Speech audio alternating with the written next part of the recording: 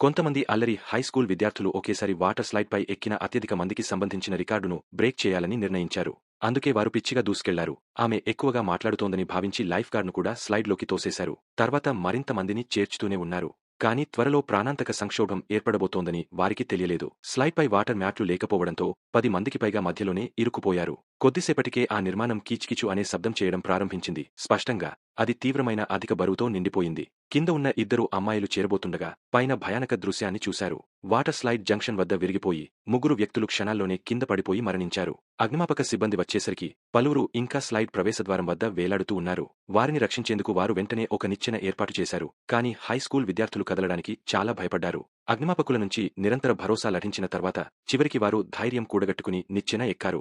త్వరలోనే చాలా మందిని రక్షించారు. ఒక బాలుడు మరియు లైఫ్ గార్డ్ మాత్రమే మిగిలారు. వెన్నెముక గాయంతో ఆ బాలుడు కదలలేకపోయాడు. అందుకే అతనికి నెక్ బ్రేస్ ఏర్పాటు చేశారు. కానీ ఆ తర్వాత ఆ నిర్మాణం మళ్లీ కంపించడంతో లైఫ్ గార్డ్ అనుకోకుండా జారిపోయింది. అదృష్టవశాత్తు ఆమె ఆ నిర్మాణాన్ని గట్టిగా పట్టుకుంది.